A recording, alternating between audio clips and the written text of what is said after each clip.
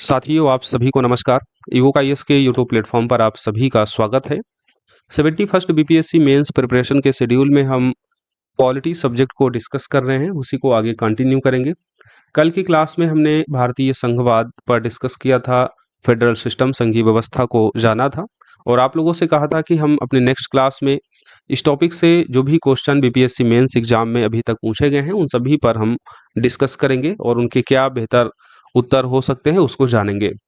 तो आज हम भारतीय संघवाद केंद्र राज्य संबंधों पर जो प्रश्न पूछे गए और यहाँ से लगातार प्रश्न आपके बीपीएससी मेंस में पूछे जाते रहे हैं, तो बहुत इंपॉर्टेंट टॉपिक है और इस टॉपिक के सभी पीवाईक्यू को देखना बहुत जरूरी हो जाता है, क्योंकि आप देखते हैं कि बीपीएससी मेंस एग्जाम में जो आपका स्टैटिक्स पार्ट है वहां से रिपीटेड क्वेश्चन पूछे जाते हैं। जैसे इसी टॉपिक में आप देख रहे हैं 18 नंबर क्वेश्चन और 16 नंबर क्वेश्चन एक जैसा है।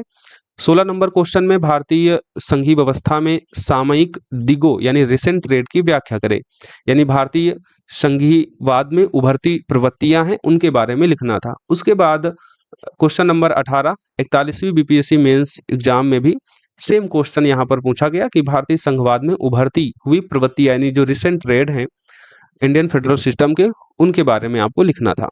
तो इस तरीके से क्वेश्चन जो है वो लगातार रिपीट होते हैं, जो भी इंपॉर्टेंट टॉपिक्स होते हैं। तो हम लोग भारतीय संघवाद केंद्र राज्य संबंधों पर जो भी बीपीएससी मेंस में प्रश्न पूछे गए हैं उनको देखेंगे, क्या उनके उत्तर हो सकते हैं। इस क्लास से दो बातें आपके लिए महत्वपूर्ण हो जाती हैं। पहला तो उस टॉपिक से रिलेटेड आपको इन्फॉर्मेशन मिल जाएगी और दूसरी महत्वपूर्ण बात यह है कि जब हम इसके मॉडल आंसर देखेंगे तो आप सीख पाएंगे कि किसी प्रश्न के उत्तर को किस तरीके से लिखा जाता है। इस टॉपिक का पहला प्रश्न है, बिहार के विशेष संदर्भ में भारत में केंद्र राज्य संबंधों की समस्या और भविष्य में इसकी संभावनाओं की चर्चा करें। जांच कीजिए कि सहकारी संघवाद के अनुरूप समस्या को रचनात्मक रूप से कैसे संभाला जा सकता है। ये हमारा प्रश्न है जो 67वीं बीपीएससी मेंस एग्जाम में पूछा जा चुका है, राइट। अब जब भी आप प्रश्न लिखते हैं तो प्रश्न के आप जानते हैं 3 हिस्से होते हैं। पहली भूमिका होती है, दूसरा मुख्य भाग और तीसरा होता है निष्कर्ष। भूमिका में हम क्या लिखते हैं, ये हमारा इंट्रो पार्ट होता है।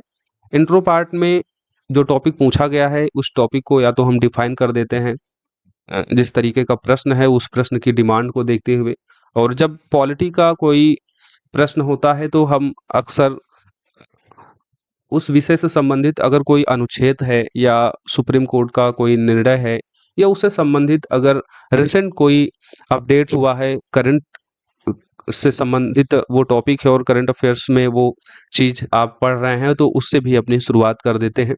तो हमने इस टॉपिक की शुरुआत भारतीय संविधान में भाग 11 अनुच्छेद 245 से 263 तक संघीय प्रवृत्तियों का जो उल्लेख किया गया है उसी से हमने इस प्रश्न को स्टार्ट किया है और इस प्रश्न के इंट्रो पार्ट को हमने लिखा है, राइट।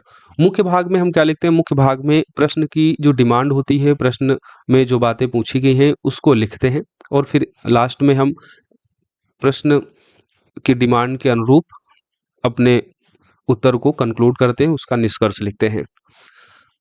मुख्य भाग में आप हमेशा ध्यान रखें कि उन्हीं बातों को लिखें जो प्रश्न में आपसे पूछा गया है। तो इस तरीके का जब भी आपको लंबा चौड़ा प्रश्न मिले तो सबसे पहले उस प्रश्न को ब्रेक डाउन कर लीजिए, क्या क्या बातें प्रश्न में पूछी गई हैं उन्हीं बातों को आपको अपने उत्तर में लिखना होगा। तो इस प्रश्न को अगर आप ब्रेक डाउन करेंगे तो इस प्रश्न के 3 हिस्से हैं।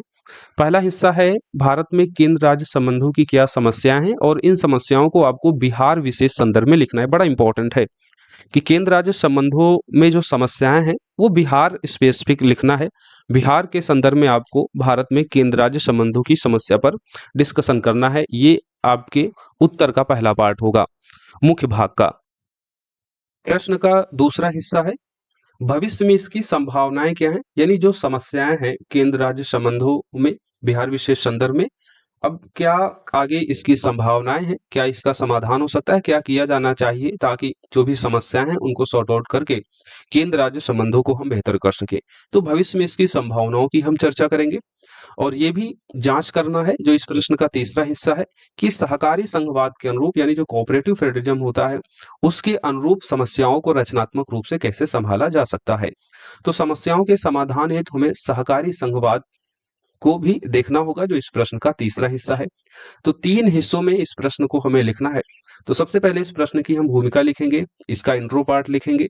भारतीय संविधान में भाग 11 अनुच्छेद 245 से 263 में संघीय प्रवृत्तियों का उल्लेख है। संविधान एक संघीय ढांचा प्रदान करता है। आप जानते हैं सैद्धांतिक रूप से भारतीय संविधान में संघवाद को अपनाया गया है, संघीय व्यवस्था देखने को आपको मिलती है। तो संविधान एक संघीय ढांचा प्रोवाइड करता है, प्रदान करता है, जिसमें केंद्र और राज्यों के बीच शक्तियों का विभाजन किया गया है। कल हमने इस पर डिस्कशन किया था कि फेडरल सिस्टम का जो मेन फीचर है वो सेपरेशन ऑफ पावर है, शक्तियों का विभाजन है। सरकार के अलग अलग स्तरों में शक्तियों के विभाजन को बेसिकली हम संघवाद या संघीय व्यवस्था के रूप में देखते हैं। तो संविधान में, भारत के संविधान में एक संघीय ढांचा आपको दिखता है, जहां पर केंद्र और राज्यों के बीच, सरकारों के बीच शक्तियों का विभाजन किया गया है। यह व्यवस्था सहकारी संघवाद, कोऑपरेटिव फेडरलिज्म के सिद्धांत पर आधारित है, जो केंद्र और राज्यों के बीच सहयोग और समन्वय को प्रोत्साहित करती है। यद्यपि बिहार जैसे राज्य के संदर्भ में केंद्र राज्य संबंधों में कई समस्याएं उभरती हैं। अब हम इसके मेन पार्ट में आएंगे। बिहार विशेष संदर्भ में आपको केंद्र राज्य संबंधों की समस्या के बारे में डिस्कस करना है सबसे पहले। तो बिहार जैसे राज्य के संदर्भ में केंद्र राज्य संबंधों में कई समस्याएं उभरती हैं। ये आर्थिक, सामाजिक, राजनैतिक कारकों से प्रभावित है। तो सबसे पहली समस्या हम आर्थिक तौर पर देखते हैं। बिहार विशेष संदर्भ में केंद्र राज्य संबंधों में जो समस्याएं हैं, बिहार भारत के सबसे गरीब राज्यों में से एक है, जिसकी प्रति व्यक्ति आय राष्ट्रीय औसत से काफी कम है। अगर आप इकोनॉमिक सर्वे 2024-25 का देखेंगे तो भारत की औसतन जो प्रति व्यक्ति आय है वो लगभग 1.89 लाख करोड़ रुपए थी 2023-24 में। वहीं बिहार की प्रति व्यक्ति आय इकोनॉमिक सर्वे 2024-25 के अनुसार 2023-24 में 66,000 के समथिंग थी। तो बिहार की प्रति व्यक्ति आय औसतन राष्ट्रीय औसत से काफी कम है। यह राज्य अपनी राजस्व आवश्यकताओं के लिए केंद्र सरकार पर अत्यधिक निर्भर रहती है, और उसका एक बड़ा एग्जाम्पल है, जब आप बिहार का बजट देखेंगे तो बिहार के बजट का एक बड़ा हिस्सा केंद्र से प्राप्त अनुदानों और करों में हिस्सेदारी का होता है। अब समस्या तब उत्पन्न होती है जब केंद्र सरकार की नीतियां बिहार जैसे आर्थिक रूप से कमजोर राज्यों की विशिष्ट आवश्यकताओं को ध्यान में नहीं रखती हैं, राइट।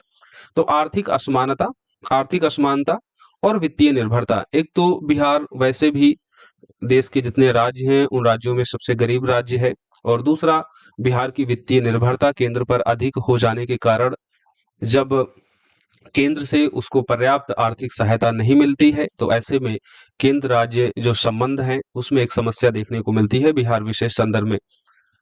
उदाहरण के लिए बुनियादी ढांचे, औद्योगिक विकास के लिए पर्याप्त धन आवंटन बिहार की प्रगति को बाधित करता है, राइट।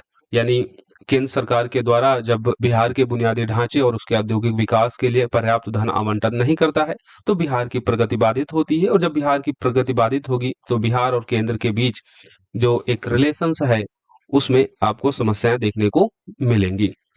और ये समस्याएं सबसे ज्यादा तब उभर कर आती हैं जब राजनीतिक असहमति होती है। राजनीतिक असहमति कब होती है? जब राजनीतिक दल केंद्र में अलग और राज्य में अलग होते हैं। बिहार में केंद्र और राज्य सरकारों के बीच राजनीतिक दलों का वैचारिक टकराव अक्सर देखा जाता है। जब केंद्र में सत्तारूढ़ दल और बिहार में सत्तारूढ़ दल जो है वो अलग अलग होते हैं तो नीतिगत समन्वय में कमी आती है। यह असहमति सहकारी संघवाद की भावनाओं को कमजोर करती है और विकास परियोजनाओं में देरी का कारण बनती है। और यह समस्या केवल बिहार की नहीं है, ये लगभग हर राज्य से रिलेट करती है। जब केंद्र में अलग राजनीतिक दल की सरकार होती है और किसी राज्य में किसी दूसरे राजनीतिक दल की सरकार होती है तो उस राज्य और केंद्र के मध्य आप देखेंगे राजनीतिक टकराव हमेशा से ही रहा है, और ऐसे में उस राज्य को केंद्र से मिलने वाली जो सहायता है उसमें भी आपको कमी देखने को मिलती है। तो एक ये समस्या है सेंटर स्टेट रिलेशंस की, जो बिहार विशेष संदर्भ में भी आपको देखने को मिलेगा। जो विद्यार्थी 71st बीपीएससी मेंस की प्रिपरेशन के लिए ईवोक आईएएस से जुड़े हुए हैं उनको कंप्लीट नोट्स दे दिया गया है। आप लोग नोट्स को मल्टीपल टाइम रिवाइज करते रहें। शेड्यूल वाइज जो टेस्ट का प्रोफार्मा है उस प्रोफार्मा के अनुसार डे वाइज जो टॉपिक दिए जाते हैं उन टॉपिक्स को अच्छे से प्रिपेयर करें, उनका शॉर्ट नोट सिनॉप्सिस बनाएं, क्लासेस देखें और टेस्ट में जरूर शामिल हो ताकि पढ़ाई के साथ आपकी आंसर राइटिंग प्रैक्टिस होती रहे।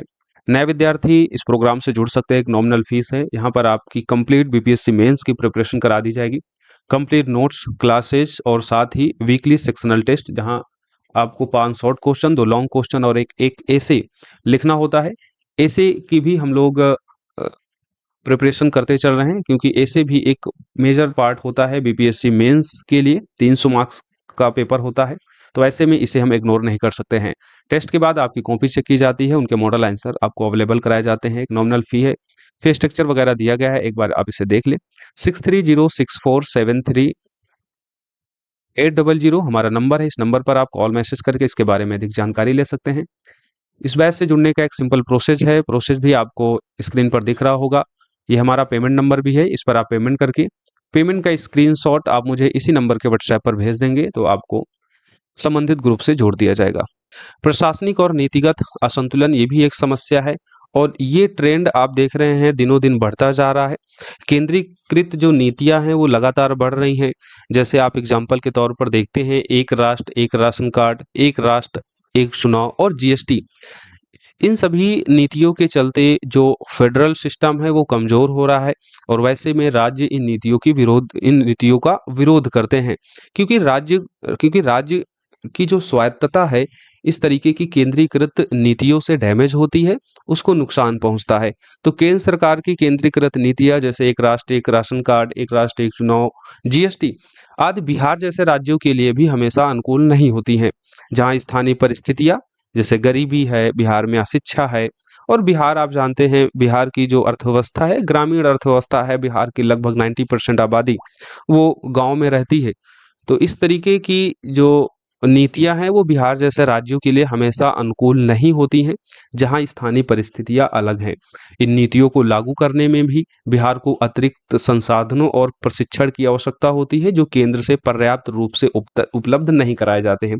तो बिहार विशेष संदर्भ में दो समस्याएं, एक तो फेडरल स्ट्रक्चर कमजोर होता है तो राज्य उसका विरोध करते हैं, और दूसरी समस्या बिहार विशेष संदर्भ में ये भी है कि बिहार जो एक गरीब राज्य है, जहाँ की परिस्थितियां अन्य राज्यों से काफी अलग हो जाती हैं, क्योंकि बिहार में गरीबी है, अशिक्षा है।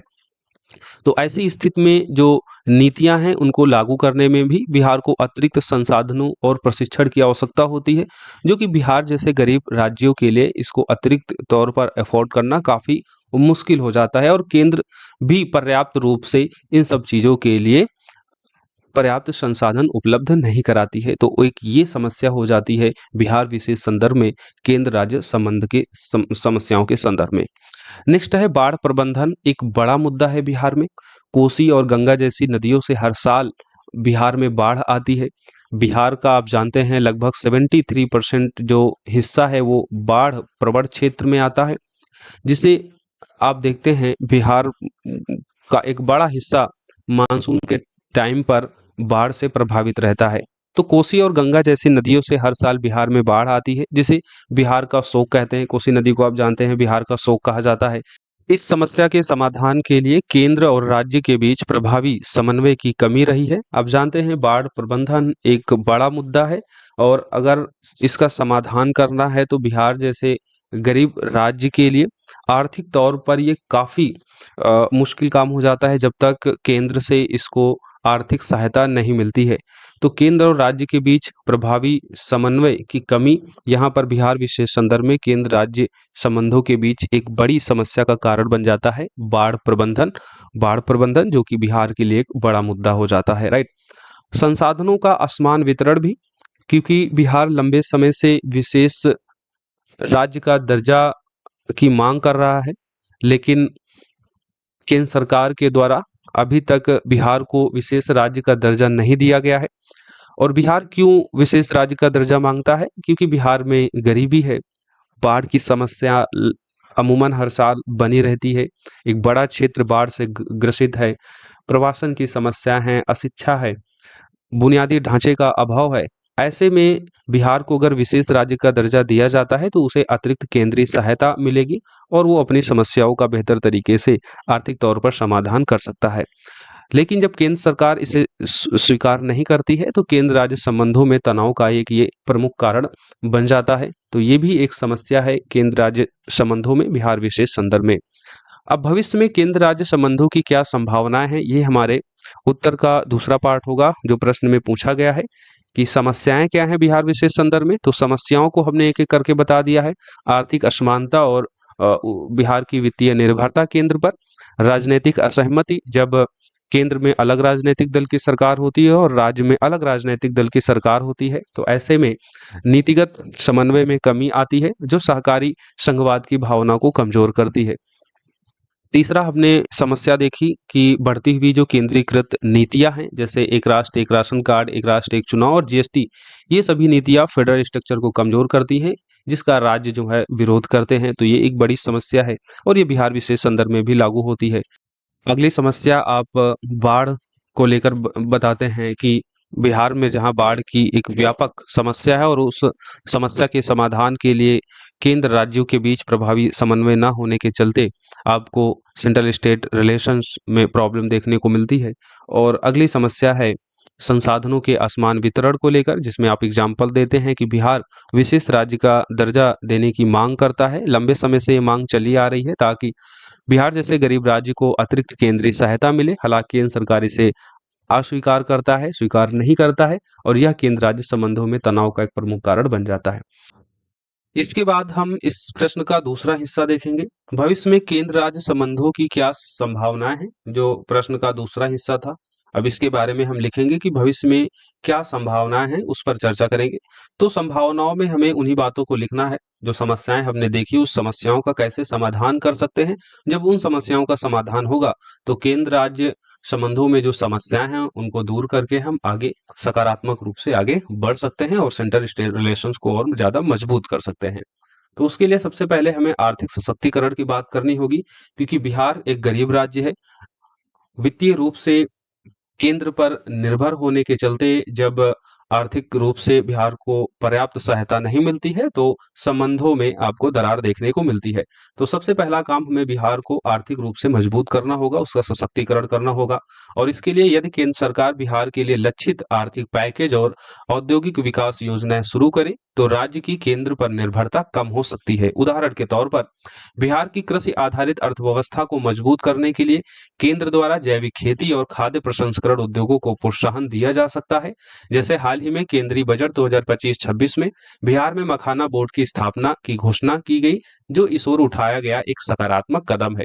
तो इस तरीके के हमें एग्जाम्पल कोट करने पड़ेंगे, तभी हमको एग्जामिनर अच्छे नंबर देगा। भविष्य में बिहार के बुनियादी ढांचे जैसे सड़क, रेल, बिजली, इन सब में भी निवेश बढ़ाना होगा, जिससे राज्य आत्मनिर्भर बन सके और केंद्र राज्य संबंधों में ये तनाव को कम करेगा। तो केंद्र सरकार को बिहार के बुनियादी ढांचे में निवेश बढ़ाने की आवश्यकता है। उसके अलावा बिहार जो एक कृषि आधारित अर्थव्यवस्था है, तो कृषि से संबंधित जो उद्योग है, जिसमें खाद्य प्रसंस्करण उद्योग बहुत इंपॉर्टेंट हो जाता है, इसको प्रोत्साहन दिया जा सकता है, जिससे सेंटर स्टेट जो रिलेशंस हैं वो मजबूत होंगे। और इस तरफ हम हाल ही में देख भी रहे हैं कि केंद्र सरकार के द्वारा बिहार को विशेष आर्थिक पैकेज दिया गया है बुनियादी ढांचे के विकास के लिए। और केंद्रीय बजट 2025-26 में बिहार में मखाना बोर्ड की भी स्थापना की गई है, जो इस ओर उठाया गया एक सकारात्मक कदम है। समस्या के समाधानों में राजनीतिक असहमति और संवाद की आवश्यकता है। भविष्य में केंद्र और बिहार सरकार के बीच नियमित संवाद और नीति समन्वय के लिए जो मंच है अंतर्राज्यीय परिषद, उसको मजबूत करने की आवश्यकता है। इससे राजनीतिक मतभेदों को कम किया जा सकता है और सहकारी संघवाद को बढ़ावा इससे मिलेगा। बिहार की जाति आधारित राजनीति और सामाजिक संरचना को ध्यान में रखते हुए केंद्र सरकार को समावेशी नीतियां बनानी चाहिए, जो राज्य की विशिष्ट आवश्यकताओं को संबोधित करेगी। राइट। केंद्र राज्य संबंधों की संभावनाओं में अगला पॉइंट होगा प्राकृतिक आपदा प्रबंधन का, क्योंकि बिहार में बाढ़ की एक बड़ी समस्या है और उसके समाधान हेतु जो समन्वय की कमी रहती है केंद्र राज्य के मध्य, वो समस्याओं को बढ़ाती है सेंटर स्टेट रिलेशंस के संबंध में। तो अब अगर हमें इसको बेहतर करना है तो हमें जो आपदा प्रबंधन है उसको और भी ज्यादा मजबूत करना होगा केंद्र की तरफ से। बाढ़ और सूखे जैसी समस्याओं से निपटने के लिए केंद्र और बिहार सरकार के बीच दीर्घकालिक योजनाएं बनाई जा सकती हैं। नदी जोड़ो परियोजना और बाढ़ नियंत्रण के लिए बुनियादी ढांचे में निवेश भविष्य में इन संबंधों को सकारात्मक दिशा दे सकता है। यानी केंद्र के द्वारा अगर बिहार की बाढ़ समस्या के समाधान हेतु अगर दीर्घकालिक योजनाएं बनाई जाए तो बिहार और केंद्र के बीच में जो संबंध है वो और भी ज्यादा मजबूत होगा। अगली संभावना है केंद्र राज्य संबंधों की समस्याओं के समाधान हेतु, वो है विकेंद्रीकरण और स्वायत्तता की। यानी हमें फेडरल स्ट्रक्चर जो है वो मजबूत करना होगा। जो कि आप जानते हैं बेरूबाई मामला जो आया था 1994 में, उसमें संघीय व्यवस्था को संविधान का मूल ढांचा माना गया है और संघवाद सेंट्रल स्टेट रिलेशंस की बुनियाद है। जब हम फेडरल सिस्टम को कमजोर करेंगे तो केंद्र राज्य जो संबंध हैं उनमें भी आपको दरार देखने को मिलेगी। तो जो केंद्रीकृत नीतियां आपको देखने को मिल रही है वर्तमान में, एक राष्ट्र एक राशन कार्ड, एक राष्ट्र एक चुनाव, जीएसटी, इन सभी नीतियों की जगह हमें विकेंद्रीकरण पर अधिक ध्यान देने की जरूरत है और राज्यों को अधिक स्वायत्तता देने की जरूरत है, ताकि जो फेडरल स्ट्रक्चर है वो मजबूत हो और केंद्र राज्यों के मध्य जो संबंध है वो भी मजबूत होंगे। इसी के साथ में बिहार जैसे राज्यों को अधिक प्रशासनिक और वित्तीय स्वायत्तता देने से केंद्र राज्य संबंधों में सुधार हो सकता है। नीति आयोग की टीम इंडिया अवधारणा को लागू करते हुए बिहार को नीति निर्माण में अधिक भागीदारी दी जा सकती है, जिससे बिहार और केंद्र के मध्य जो संबंध है वो मजबूत होंगे। तो भविष्य में केंद्र राज्य संबंधों की संभावनाओं के तौर पर आप इन पॉइंटों को बता सकते हैं कि बिहार को अधिक आर्थिक तौर पर सशक्त करने की जरूरत है, राजनीतिक पटल पर जो वैचारिक मतभेद है उसको दूर करने की आवश्यकता है, उसके लिए आपसी सहमति और संवाद की जरूरत है। बिहार में बाढ़ प्रबंधन को लेकर केंद्र की प्रतिबद्धता होनी चाहिए, तो वो एक संभावना होगी और विकेंद्रीकरण स्वायत्तता पर जोर देने की जरूरत है। सहकारी संघवाद के अनुरूप अब प्रश्न का जो तीसरा हिस्सा है उसको हम देखेंगे। सहकारी संघवाद के अनुरूप रचनात्मक रूप से कैसे इसको हम और बेहतर तरीके से संभाल सकते हैं। सहकारी संघवाद का मूल सिद्धांत केंद्र राज्यों के बीच साझेदारी और आपसी सम्मान का है। बिहार विशेष संदर्भ में इस सिद्धांत को लागू करने के लिए निम्नलिखित रचनात्मक उपाय अपनाए जा सकते हैं, जैसे संयुक्त योजना और संसाधन साझेदारी। जब हम सहकारी संघवाद की बात करते हैं तो सहकारी संघवाद का मतलब ही होता है केंद्र और राज्य सरकार आपस में मिलकर सहयोग और समन्वय की एक प्रणाली विकसित करें, जहां दोनों मिलकर साझा लक्ष्यों को प्राप्त करने के लिए काम करते हैं। कोई समस्या है तो उस समस्या के समाधान हेतु केंद्र की सरकार और राज्य की सरकारें आपस में मिलकर काम करती हैं। तो यहाँ पर केंद्र और राज्य प्रतिस्पर्धी के बजाय भागीदारी के रूप में काम करते हैं।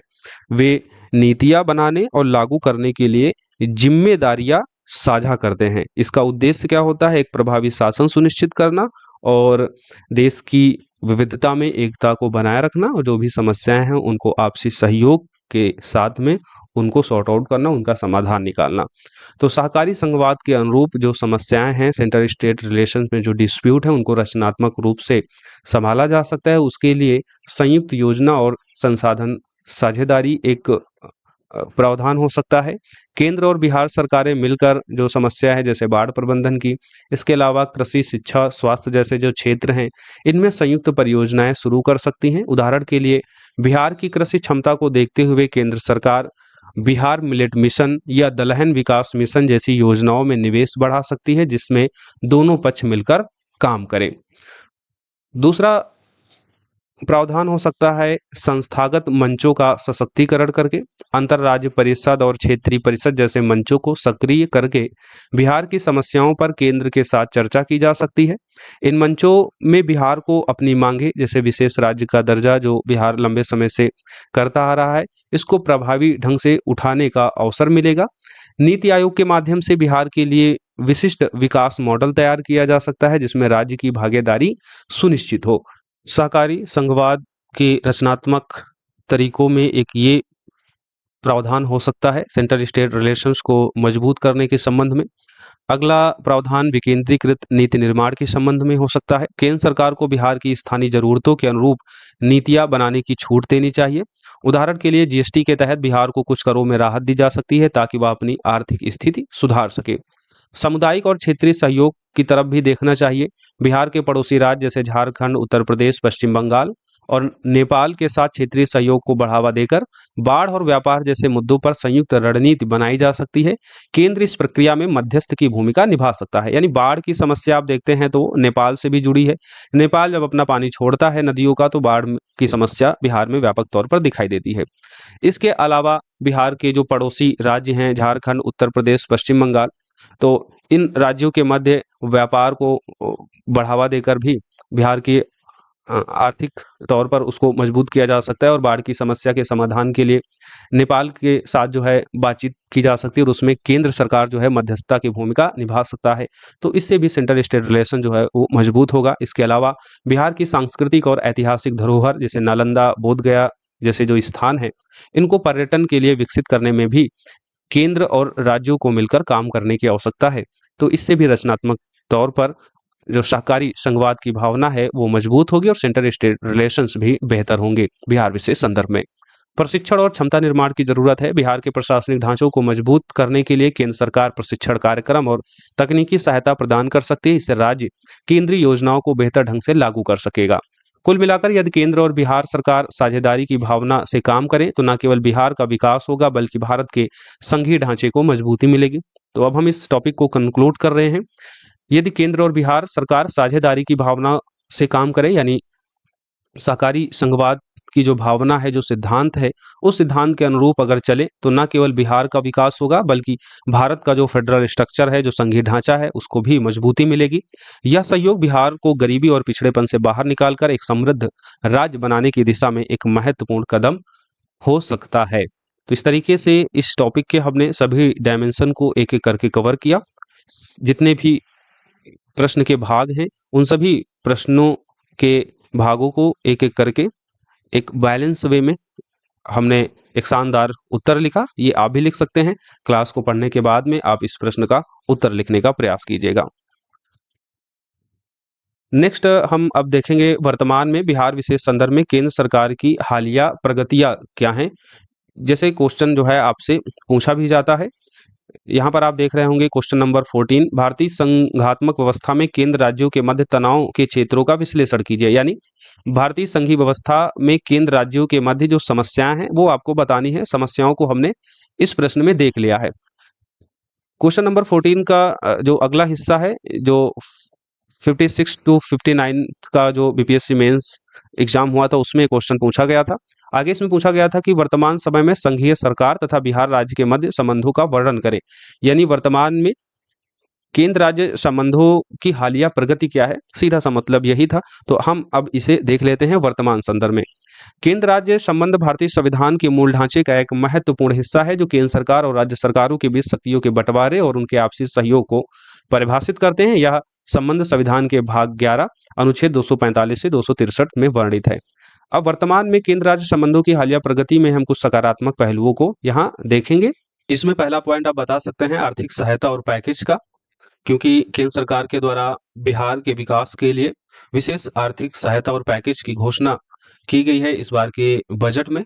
उदाहरण के लिए बिहार बजट 2025-26 आप देखेंगे तो उसमें केंद्रीय सहायता अनुदान का जो हिस्सा है वो पिछले बार के बजट से बढ़ा है। बिहार बजट 2025-26 में केंद्रीय सहायता अनुदान 54,575 करोड़ रुपए लगभग अनुमानित की गई है, जो बजट 2024-25 से 2,414 करोड़ रुपए अधिक है। केंद्रीय बजट 2024-25 में भी बिहार के लिए 59,900 करोड़ रुपए की विशेष वित्तीय सहायता का प्रावधान किया गया था। तो आर्थिक सहायता और पैकेज के संबंध में आप केंद्र राज्य संबंधों की हालिया प्रगति के ये कुछ डेटा बता सकते हैं, जिसमें बिहार बजट 2025-26 में देखेंगे तो केंद्रीय सहायता अनुदान का एक बड़ा हिस्सा है जो पिछले बजट से भी अधिक है। बिहार बजट 2025-26 में केंद्रीय सहायता अनुदान 54,575 करोड़ रुपए अनुमानित है, जो 2024-25 से 2,414.40 करोड़ रुपए अधिक है। केंद्रीय बजट 2025-26 में बिहार के लिए 59,900 करोड़ रुपए की विशेष वित्तीय सहायता का भी प्रावधान किया गया था। इसके अलावा कुछ विशेष परियोजनाएं भी लागू की गई हैं, जैसे केंद्र ने बिहार के लिए कई बड़े प्रोजेक्ट को मंजूरी दी है। उसमें पहला है पूर्वोदय योजना, जिसमें पूर्वी राज्यों के सर्वांगीण विकास हेतु काम किया जाएगा, जिसमें बिहार भी शामिल है। उसके अलावा Patna Ara Sasaram corridor, national highway 119A hybrid annuity mode पर विकसित किया जाएगा। यह परियोजना कनेक्टिविटी और आर्थिक विकास को बढ़ावा देगी। अमृतसर कोलकाता औद्योगिक कॉरिडोर के अंतर्गत इसमें गया भी शामिल है बिहार का। यहाँ एक औद्योगिक केंद्र का विकास किया जाएगा। काशी विश्वनाथ मंदिर कॉरिडोर के मॉडल पर विष्णुपद मंदिर और महाबोधि मंदिर कॉरिडोर का विकास और नालंदा विश्वविद्यालय को पुनर्जीवित करके पर्यटन स्थल के रूप में विकसित किया जाएगा। कोसी मेची अंतरराज्यीय लिंक परियोजना के लिए भी प्रधानमंत्री कृषि सिंचाई योजना के तहत इस पर जो है बजट आवंटन किया गया है। तो इस तरीके से देखें तो केंद्र सरकार के द्वारा बिहार के लिए कई बड़े प्रोजेक्ट को मंजूरी दी गई है, जिसमें पूर्वोदय योजना है, जिसमें बिहार भी शामिल है। पटना आरा सौसाराम कॉरिडोर का निर्माण किया जाएगा। अमृतसर कोलकाता औद्योगिक कॉरिडोर को बनाया जाएगा, जिसमें बिहार का गया क्षेत्र शामिल है। काशी विश्वनाथ मंदिर कॉरिडोर के मॉडल पर बिहार का विष्णुपद मंदिर और महाबोधि मंदिर कॉरिडोर का विकास किया जाएगा। नालंदा विश्वविद्यालय को पुनर्जीवित किया जाएगा। पर्यटन स्थल के रूप में इनका विकास होगा, जिससे बिहार का विकास होगा। कोसी जो बिहार की बाढ़ के लिए प्रमुख तौर पर इस नदी को देखा जाता है। तो बाढ़ की समस्या और बिहार के जो उत्तर पूर्वी जिले हैं उनमें सिंचाई की जो सुविधा है और बेहतर करने के लिए कोसी मेची अंतर्राज्यीय लिंक परियोजना के लिए भी केंद्र की तरफ से वित्तीय सहायता की जाएगी। तो प्रधानमंत्री कृषि सिंचाई योजना के तहत ये काम किया जाएगा। यह परियोजना बाढ़ नियंत्रण और सिंचाई सुविधाओं को बेहतर करेगी। इसके अलावा केंद्र सरकार की तरफ से बिहार के बुनियादी ढांचे के विकास पर भी ध्यान केंद्रित किया गया है। हाल ही में केंद्र और राज्य सरकारों के संयुक्त प्रयासों से बिहार में बुनियादी ढांचे के विकास में प्रगति हुई। जैसे हाईवे प्रोजेक्ट आप देखेंगे, हाल ही में भागलपुर, हंसडीहा और दानापुर बिहटा जैसे प्रोजेक्ट को मंजूरी दी गई, जो परिवहन और कनेक्टिविटी को बेहतर करेंगे। केंद्र सरकार ने बिहार सरकार के साथ पटना में कुछ प्रमुख योजनाएं शुरू करने की घोषणा की, जिनमें छात्रावास, मखाना प्रोसेसिंग सेंटर और अन्य भंडार के गोदाम शामिल है। योजनाएं शिक्षा, कृषि, खाद्य सुरक्षा को बढ़ावा देंगी। केंद्रीय बजट 2025-26 में उड़े देश का आम नागरिक योजना के तहत बिहार में 7 नए पोर्ट बनाने के लिए भी केंद्र सरकार की तरफ से 190 करोड़ रुपए आवंटित किए जाने की घोषणा की गई। हालिया प्रगतियों में नीतिगत समन्वय देखें तो केंद्र और बिहार सरकार के बीच नीतिगत समन्वय में सुधार देखा गया। उदाहरण के तौर पर केंद्र की योजनाएं जैसे राष्ट्रीय स्वस्थ मिशन, समग्र शिक्षा को बिहार सरकार ने प्रभावी ढंग से लागू किया। हाल ही में केंद्रीय बजट 2025-26 में बिहार में स्वास्थ्य सुविधाओं को मजबूत करने के लिए 10 नए मेडिकल कॉलेज के निर्माण की भी घोषणा की गई। तो नीतिगत समन्वय के तौर पर देखें तो केंद्र की जो योजनाएं हैं, जिसमें राष्ट्रीय स्वास्थ्य मिशन, समग्र शिक्षा जो अभियान है, उसको बिहार सरकार के द्वारा भी प्रभावी ढंग से लागू किया गया। इसके अलावा केंद्र का जो बजट 2025-26 रहा, उसमें बिहार में स्वास्थ्य सुविधाओं को मजबूत करने के लिए 10 नए मेडिकल कॉलेज के निर्माण की घोषणा की गई। केंद्र की टीम इंडिया अवधारणा के तहत नीति आयोग ने बिहार के लिए विशिष्ट विकास मॉडल तैयार किए, जिसमें राज्य की सक्रिय भागीदारी रही है। तो कुल मिलाकर देखें तो वर्तमान में बिहार में केंद्र राज्य संबंधों की प्रगति मिश्रित है। एक और केंद्र सरकार की आर्थिक सहायता, बुनियादी ढांचे के विकास में सहयोग और नीतिगत समन्वय से राज्य के विकास को प्रगति मिल रही है। दूसरी ओर वित्तीय निर्भरता, प्रशासनिक समन्वय की कमी जैसी चुनौतियां भी बनी हुई हैं। यद्यपि भविष्य में सहकारी संघवाद के सिद्धांत को अपनाकर और आपसी सहयोग को बढ़ाकर केंद्र और बिहार सरकार मौजूदा चुनौतियों को दूर कर सकते हैं। इसमें न केवल बिहार का विकास होगा तो भारत का भी विकास होगा और भारत के संघीय ढांचे को भी मजबूती मिलेगी। तो इस तरीके से आप हालिया प्रगति बता सकते हैं बिहार विशेष संदर्भ में केंद्र राज्य संबंधों के मध्य की आर्थिक विकास सहायता पैकेज के संबंध में जो केंद्रीय बजट में घोषणा की गई है बिहार के लिए। उसके अलावा केंद्र सरकार के द्वारा बिहार विशेष राज्य के लिए जो कई बड़े प्रोजेक्ट लाए गए, उन प्रोजेक्ट की चर्चा कर सकते हैं। बिहार में केंद्र सरकार के द्वारा बुनियादी ढांचे के निवेश को बढ़ाया गया है, उस निवेश की आप चर्चा कर सकते हैं। इसके अलावा आप नीतिगत समन्वय की बात करेंगे और ये सब हालिया प्रगति के कुछ एग्जाम्पल आप देंगे, राइट। अब हम आगे देखेंगे केंद्र प्रायोजित योजनाएं केंद्र राज्यों के विवाद का कैसे मुद्दा रही हैं, और ये प्रश्न आप देखेंगे तो 63वीं बीपीएससी मेंस एग्जाम में पूछा गया है। क्वेश्चन था केंद्र प्रायोजित योजनाएं केंद्र राज्यों के बीच हमेशा विवाद का मुद्दा रही है, प्रासंगिक उदाहरणों का हवाला देते हुए आपको चर्चा करनी है, राइट।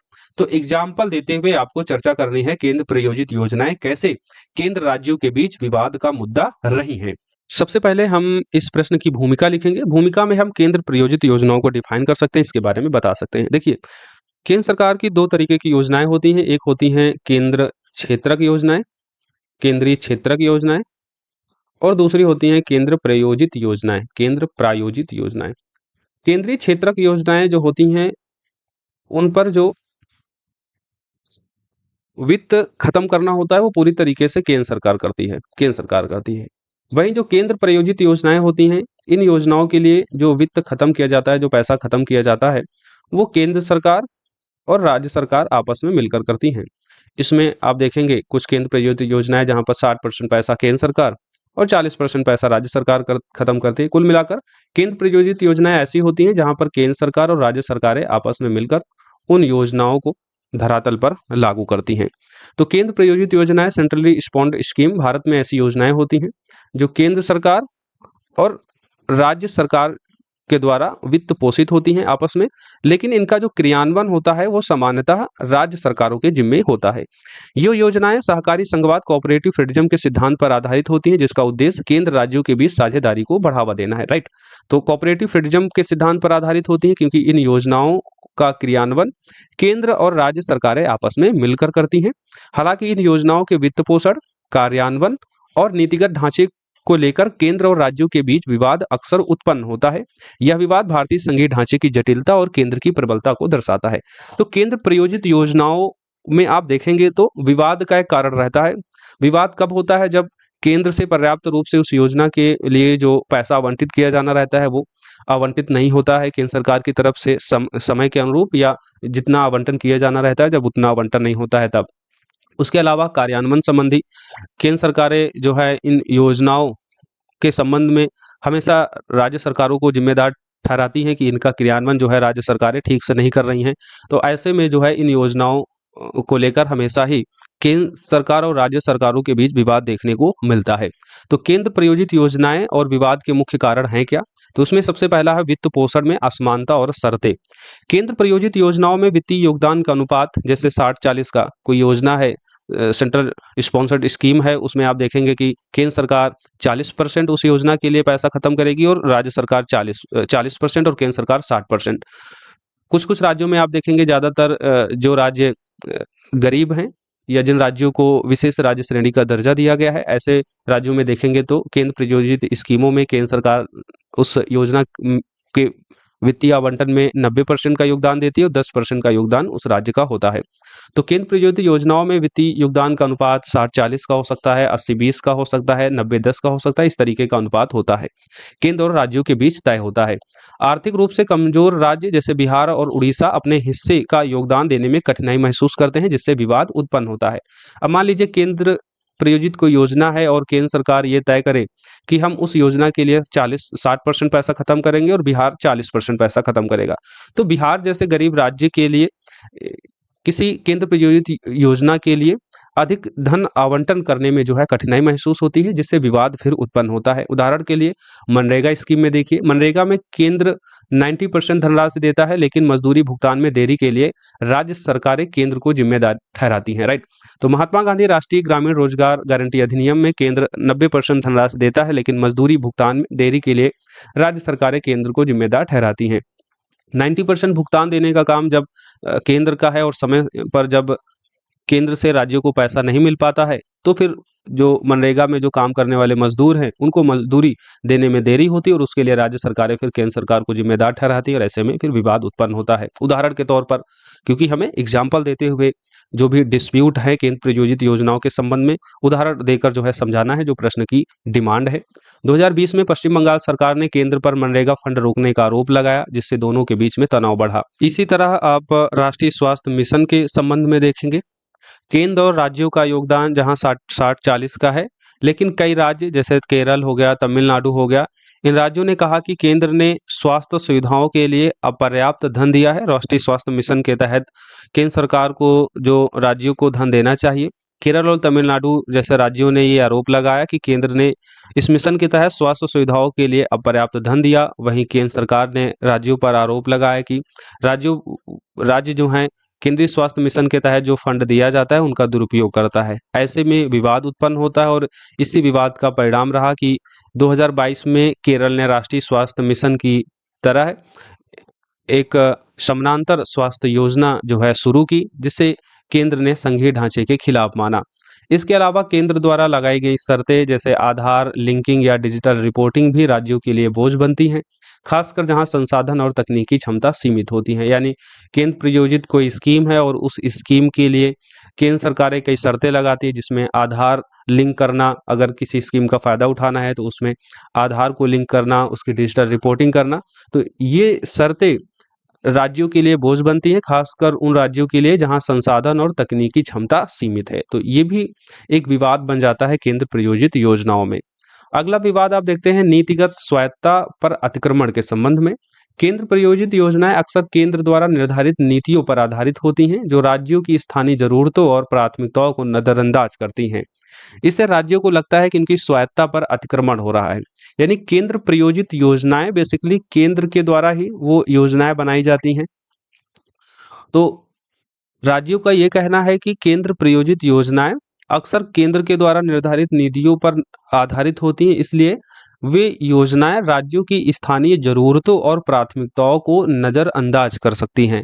इससे राज्यों को लगता है कि इनकी स्वायत्तता पर अतिक्रमण हो रहा है। अब इसका उदाहरण आप देंगे राष्ट्रीय शिक्षा नीति 2020 जो आई, ये भी एक केंद्र प्रायोजित स्कीम के तौर पर इस राष्ट्रीय शिक्षा नीति को देखा जाता है, क्योंकि शिक्षा आप जानते हैं वो समवर्ती सूची का विषय है। शिक्षा के संबंध में कानून या नीतियां बनाने की जो शक्ति है वो केंद्र राज्य दोनों के पास है। तो राष्ट्रीय शिक्षा नीति 2020 बनाई गई, उसके तहत समग्र शिक्षा अभियान में केंद्र ने एक समान पाठ्यक्रम और मूल्यांकन प्रणाली पर जोर दिया। अब इसका विरोध आप देखते हैं दक्षिण भारत के जो राज्य हैं तमिलनाडु, केरल, कर्नाटक, इन राज्यों ने इसका विरोध किया क्योंकि वे अपनी क्षेत्रीय भाषा और शिक्षा प्रणाली को प्राथमिकता देना चाहते थे। तमिलनाडु ने इसे संघीय ढांचे पर हमला करार दिया। राइट। तो राष्ट्रीय शिक्षा नीति में आप त्रिभाषा फार्मूला देखते हैं, जहां पर हिंदी, अंग्रेजी और उसके साथ एक क्षेत्रीय भाषा, एक तीसरी भाषा जो उस क्षेत्र की हो सकती है, ये त्रिभाषा फार्मूला है।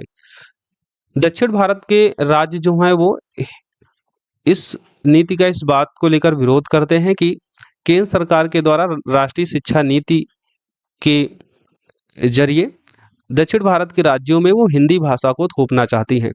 तो ऐसे में राष्ट्रीय शिक्षा नीति के तहत समग्र शिक्षा अभियान में केंद्र ने एक समान पाठ्यक्रम मूल्यांकन प्रणाली पर जोर दिया, जिससे दक्षिण भारत के राज्यों जिसमें तमिलनाडु, केरल, आंध्रा, कर्नाटक के सारे राज्य हैं, इन राज्यों ने इसका विरोध किया क्योंकि वे अपनी क्षेत्रीय भाषा शिक्षा प्रणाली को प्राथमिकता देना चाहते थे।